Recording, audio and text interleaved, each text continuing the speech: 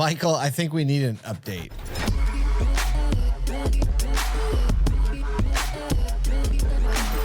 This is Collabs. You're looking more and more fit every time you show up for a podcast. How do you feel? What do I feed myself? Is that what you asked? How do you feel? I feel great. How long's it been? Wait, I remember like when you flipped the switch and you're like, I hired a trainer. What's the count? It's been almost a year. End of April will be a year that I've been. That's alarming like because I remember that like it was like 4 months ago. Yeah. But I'm sure it felt like 12 months to you. What's cool about it is he's actually decided to do all of the setup for ASOTUCon because he can now do it quickly. Single-handedly. Just whoop, whoop, whoop. It's funny, man. I was talking to my doctor and I was like, something weird's going on. He's like, what? I'm like, I'm still working out. I'm like, I hit the treadmill on a 12 incline, 3 miles an hour. And I'm like, but I don't run out of breath. He's like, you're healthy. I'm like, I've never experienced something weird, Doug. I've done it. Oh, that's so good. That's so good. Speaking of being out of breath, hey, I don't know. I got nothing. Kyle, that was nothing. There was no good segue like, there. I don't know where you were going with that. Where is he going? We're talking to someone that I've known for a couple years now, Nick Askew, today. I didn't know that. Yeah, we met back like a few years back, actually, through a mutual connection, doing some consulting work, and met Nick, and he was still only a couple years into his thing. Crazy growth since then. So I'm excited to kind of I don't know a bunch of his backstory. I'm excited to kind of hear about it. What'd you say, Cirillo? I was like, did he take your breath away? I was trying so hard to find the segue. There is no good one. Yeah. Listen, guys, we hope like you that. enjoy and are as excited about this conversation with Nick Askew from Space Auto. Let's do it. All right, we got Nick Askew hanging out with us, man. Thanks for coming to Collabs. Oh, great to be here. Thanks for inviting me. First, some of the people can't see this, but my man has a backwards hat, and his shirt says, so good. I hold gross. Is that a one of one? Did you make that? It's not a one of one. We actually made it for some of the conventions we were speaking at, and then every sales manager and other vendors started coming up to us saying, "Can we get some of that?" So yeah, so tell the story. Where'd the idea come from for that shirt, and who was like, "We're making this thing"? So brand merch, apart from you guys, brand merch is not something you want to go to a convention and everyone's in the same polo t-shirt with their brand logo there, wearing some khakis and looking like they're from automotive, right? So easy. No shit. Hey, look, I sold cars for a long time, and I was always just given this like, hey, this is what we wear here, and it's a golf polo with a brand logo on it. So we wanted to get there, and we're digital retail, so everyone's always going. With digital retail, you're giving up all your gross, you're giving up everything. We don't have control over it. We're just selling online prices. So I just said, well, we just need some like Helvetica font with I hold gross or something stupid like that. And then the marketing department just went with that exact idea. And That's the best. Perfect. That's the best. No frills. No frills. I'm sensing a designer in you too, because you specifically called out the font name. Well, that's his firstborn's name, Helvetica. Helvetica. Yeah. What the Helvetica? Yes. All right, so I'll ask the question because I already see how this is going. Paul normally gets super excited. I did get excited about it. He got excited about it yet again. But go ahead. Every single time he's like, "Oh, we got a vendor in the room that sold cars." He's like, "Tell me what? Tell me when." All right, so go back because you sold cars for a little bit, but your entrance into the car business was a little unconventional, as is maybe a lot of ours. But I like your story best. So tell me about how you got in the car business back in the day. Yeah, so I went to school for music composition, right? Dropped out, which was fun. So I couldn't even handle a music degree. John Mayer dropped out of his degree too, just so you know. That's great. That's You're so fine. did many great entrepreneurs, and that's what I tell myself, right? It's the so did that. Moved to America, moved to Texas, and then joined a band, started touring, and then ended up finding out my girlfriend was pregnant. So that was cool. At 20 years old, With then Helvetica, right? Helvetica, Yes. followed by my second child, Comic Sans. And Avenir's on I the, see what you did there. hopefully we'll have a what you did there. papyrus soon enough. Oh yeah, one day. But yeah, no. So needed some cash because being in a small town band doesn't obviously support that kind of lifestyle. So went to a car sales interview. They turned me away. I was 20 years old, couldn't be on the insurance plan. Right. About 10 minutes later, the GM called me and said, "Look, if you don't drive any of the cars, if you let the customer pull themselves out, then you can sell up until your 21st birthday. But if we catch you driving any cars, you're fired." So from 20 years on, I've never left the car business. I was in sales, internet sales, F&I on the desk. And then I ended up being a marketing director and operations for a 40 store group in Texas and Arkansas, that area. So yeah, just after that, decided that I got tired of having 13 windows open every day to work car deals. So wanted to come in, do my own thing. So And now you have 22 open every day. Yeah, exactly.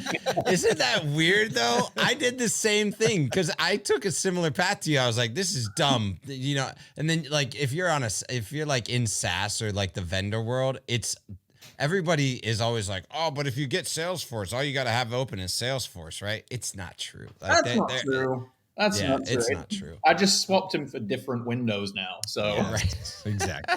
But you're solving it for the other side. Yeah, exactly. That's the benefit. Sure, but did you like selling cars? Also has like, insurance and HR window. Like you have all the other fun windows up too. Oh yeah, exactly. Yeah. I did you like selling cars? I did. It was weird for me at first because I'd never sold anything in my life. I didn't come from a sales background. But I remember selling my first car and going, the previous job that I had, I was pulling pallets for a Dr. Pepper distribution factory. So, we all imagine how great the wage was there. So when I got my first check or my first sale, and I was like, it's like $450 or something for a Nissan Juke. And then they went to finance and went, oh, we sold them a warranty, so you get a spiff of $100. Well, I made in 1 hour my entire week's wage at my previous job. It was an addiction at that point. I got that rush, that first sales rush. You got that close. Exactly what I was maybe addicted to the rush of the close more than I was anything else. But I'm also a car guy, so it was a good thing to marry both. So I really did enjoy retail for sure. It was a lot of fun, and really gave me a good grounding. I think selling cars was one of the best things that I could ever do for what I do now, because it taught me how to close, how to talk to people, but it also gave me the primer to be able to build software for dealers, knowing how hard it is to actually do that job. So it was a really valuable experience. It's so interesting because it's like, I did music, then I sold cars, then I did marketing and operations. Now I develop software. Like when did you said, it was the 14 windows or whatever it was, but when did you kind of say, when was the moment that you said, nope, that I've had it, enough is enough. I'm going to move, do my own thing. And it's important to me. It's important enough to me to serve the industry in a different way than with my local group. I have the opportunity to impact the industry in a more broad way from a software perspective. It was a hard situation because, I got my first management position at 21. And I started moving into F&I. I was the youngest F&I manager in the group, and, started making more money than I could have ever imagined in automotive. And as my career evolved, the next logical step after you get to a certain area is like, do you get your own store? Do you become a GM? Do you take that part of retail? And I don't know if it was my own ego or just yearning for something more creative. I felt like being a GM and going into having my own store may have not been the right path for me personally, because look, I'm a creative. I love to design. I love to build. I love to, the advertising thing really spoke to me. And you kind of plateau as that point of a career, or you make a decision to go full pelt into retail. So I just decided to, it was a big gamble, because I stepped away from a really good salary to zero and had to go make. You stepped away from something that is probably like in the top 1, 2, 3% level of income. Yeah, no, totally. Like most people will never, automotive aside, across the board, ever get to that level, even of personal income. Right. So stepping away from that is at 20. How old when you stepped away? I was 25 when I actually stepped away to start my company. Yeah. I gotta ask, do you by chance like running? He thinks he found your brother, which is why he's saying this. I think I found metaverse Kyle Mountsier. Like I think I found Kyle 2.0. Because as I'm listening to you talk, I'm like, oh, okay. Like, so Kyle, hey, meet Nick. Nick just was faster on the uptake. Nick just picked it up at 25.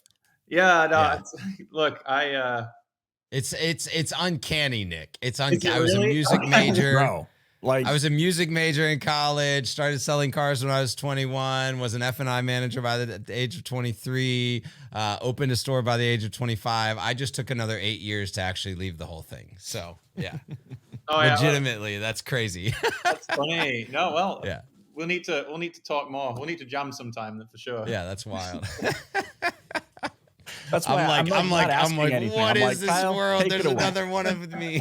I'm like, Kyle, take it away. You know what questions to ask. Yeah. I'm like, all right, here's the next 5. It's metaverse Kyle though, right? Like, yeah. If all of a sudden it was metaverse Kyle, you'd look more like Nick. Did I miss what brought you to America? Why did you, and where did you come from? Somewhere in the Commonwealth. I'm hearing an accent. Yes. So I'm originally from north of England. I used to have family here, and just to be super candid, my dad used to live here, and he passed away in 2011. So I came to take care of my grandpa for a couple of years until he ultimately passed away. So I'm the only family member really over here from that.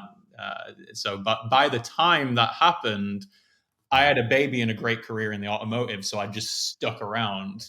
Right. So built, when you look up and you have more life here than you did back home, yeah, what's there to go back to? So, it was just a turn of events that led me here temporarily, and I never got on my return ticket.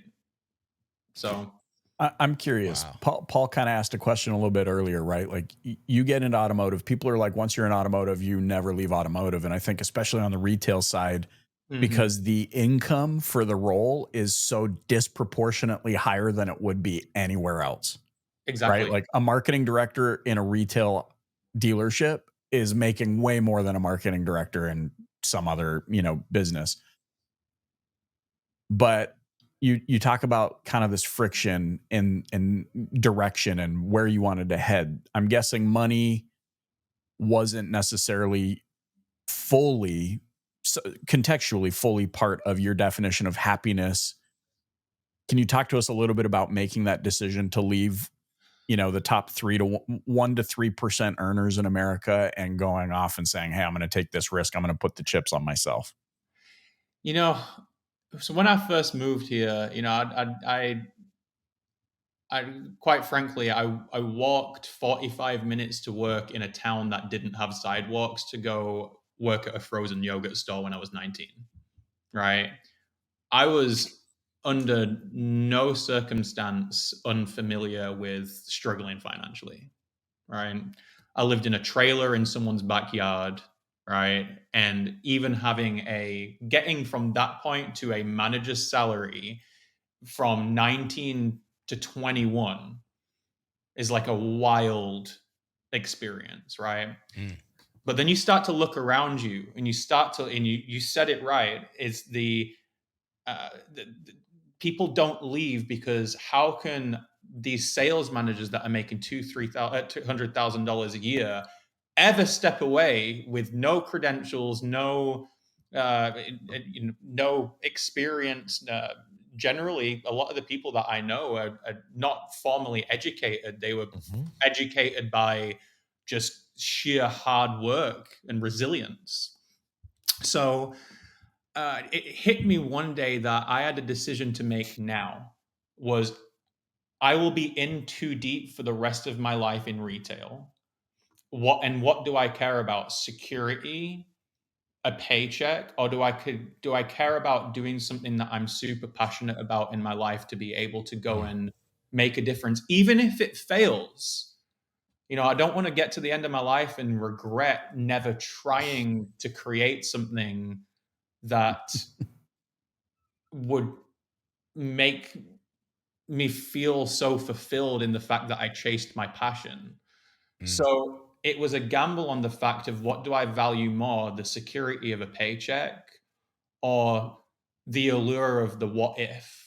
And fortunately, the focus that I've been able to provide it over the last 5 years has been able to, and look, we're still upcoming. It doesn't mean that we're at like a Cox Automotive or something like that, where we're just wildly successful to all of our shareholders and turning the biggest profit imaginable, but we're continuing to build something that I'm really passionate about, and that to me is way more fulfilling and trying to change those things for automotive than staying where I was. And uh, you know the last thought on that is, these kind of hours that automotive people work at retail, right? The kind of stress that you get put under, Mhm. the kind of experiences that customer have spending 5 years, 5 days at a dealership, or 5 hours at a dealership. Sorry, Feels like 5 days feels like sometimes. 5 days. 5 years, Um, 5 days. Okay, 5 no, no, hours. 5 Right. years. Those kind of experiences are the things that I wanted to solve, so I could make life better for my fellow people that work in retail, make Mm. life easier, make the experience better for customers. It's like if I get the chance to be able to participate in something that moves the industry forward, then that Yeah. is going to be really fulfilling for me. So, Let me Like ask you, fist bumps to that. I Like, know. I'm so in. Yeah. Let me ask you this.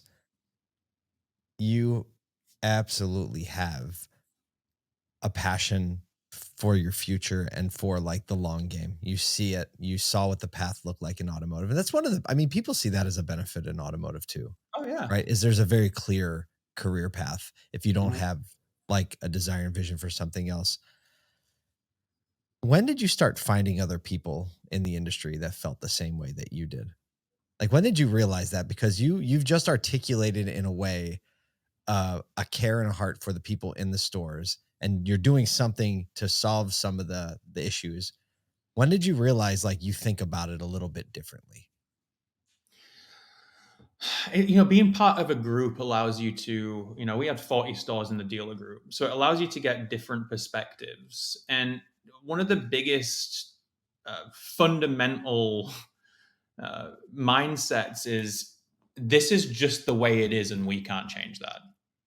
Right. Yeah. Oh, between OEM programs and, co-op and all of the things that they have to do, this is just the way it is. Mhm. And not a lot of people questioned why. If you speak to someone in the digital side, they're like, "Oh God, we're OEM's telling us to do this again." If you speak to someone in operations, "Oh great, we're getting this audit again," and it's kind of a just suffering in silence, right, and Mhm. not doing anything about it. But then you start to meet people that are progressive enough to understand that things need to change, and not just for the benefit of the dealers, but the consumer behavior is changing. The OEMs are changing. The way that we want to do business is changing, but the technology and the processes that we use don't necessarily support that. So when you start to verbalize those things, like attracts like, and when you start to just open up about those things, you start to find those people that go, okay, yeah, we also have that progressive point of view, but again, we can't do anything about it. If you're loud enough and you have the right conversations and you network the right way, you start to realize that those people are out there. I'm speaking to those people on the phone on this call right now. Is that there are people out there that do see a future of being letting technology get out of the way, letting all these games get out of the way of tricking the customer into providing their informations and focusing on arbitrary metrics like how many leads did you get? And it's like, actually, can we focus on just being good business people and taking care of the customer, and be part of the revolution that needs to happen? I think it was just about the time that I started getting loud about it, is started realizing that, oh wow, there are other people that want to have this conversation too. I love it. I've got one more question for you, because we've kind of danced around it, but clearly and concisely, like Space Auto is solving a lot of this, right? The 19 tabs, the how do we engage with people, and there's a bunch of website companies out there. There's a bunch of digital retailing companies. There's a bunch of CRM companies. There's a bunch of communication companies. There's a bunch of companies talking about AI. And you would have all of those words come out of your mouth in some way around Space Auto. But what makes it different? What about everything that you just said about your career path, about the way that you see automotive retail? What makes it different as Space Auto is providing a solution to the problem that dealers have? Yeah, no, so I'll be as concise as possible here. There's a lot of great tools out there, and there's a ton of software. Most people use, every time I talk to a dealer, they use about 10% of the CRM, right? It's like they've got all of these functionalities. They use about this much of it to do business. From a customer side, people are inundated with widgets on a website. Oh, value your trade. Oh, fill out your credit application. Get your instant trade. Get your instant quote. And all of these things.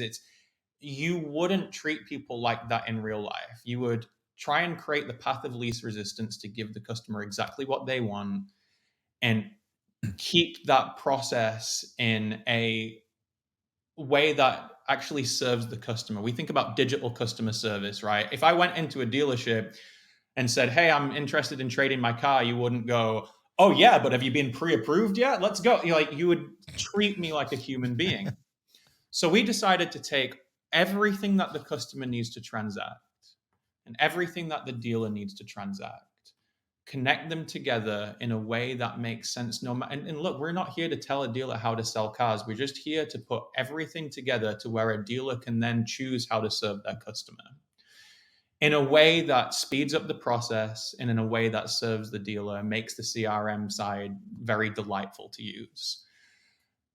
And then in comes AI, right?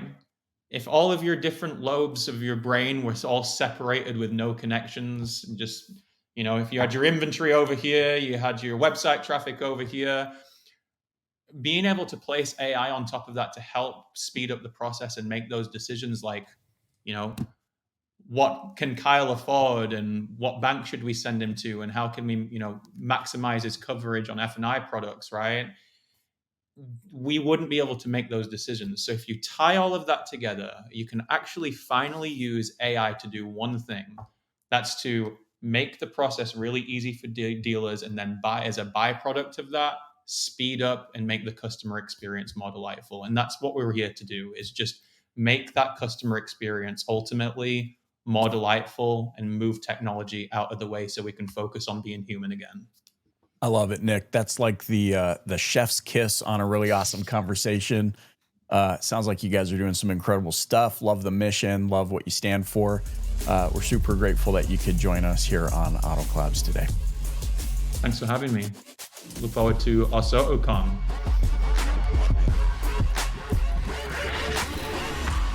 I don't know about you guys, but I have so many good band names coming out of that episode. Oh my gosh. Like 13 Windows Open. Could be a Christian rock band. Could also just be a satirical techie satirical No, it's a- 90s punk. no, band. it's a math rock band that came out of Microsoft. band. There you go. What about Allure of the What If? Everybody, we're Allure of the What If. Right? Yes. It Town is with good. no It's great. sidewalks. You know, so apparently Nick has some music on YouTube that our producer Nathan found. I haven't listened to it yet, Oh, okay. but it's 5 or 6 years old. We're gonna go look. We're gonna go check that out next. Maybe he will be surprised to see himself on the jumbotron at ASOTU. I love it. That would I be love it. amazing. Could we get Either him- way, the conversation that we just had with him, one, like, I was up and down in it. Just, Yeah. you know, it's like all the levels of emotion of like feeling the same way, and then hearing his story from 19 to 21 and just knowing like that's a possibility in auto, that then you can go from music degree to tech entrepreneur, right? Like, this is what auto gives. Yeah. And this is what the opportunity is in auto if you take it and grab the bull by the horns.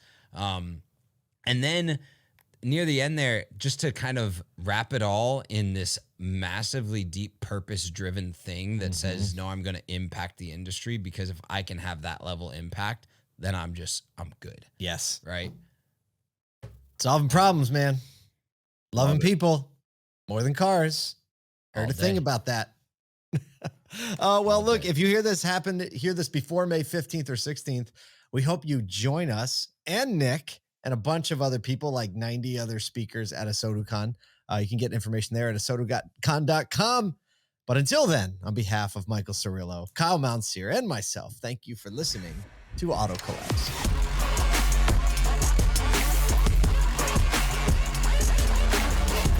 Welcome to Auto Collabs. Why are we recording? Are we rolling yet?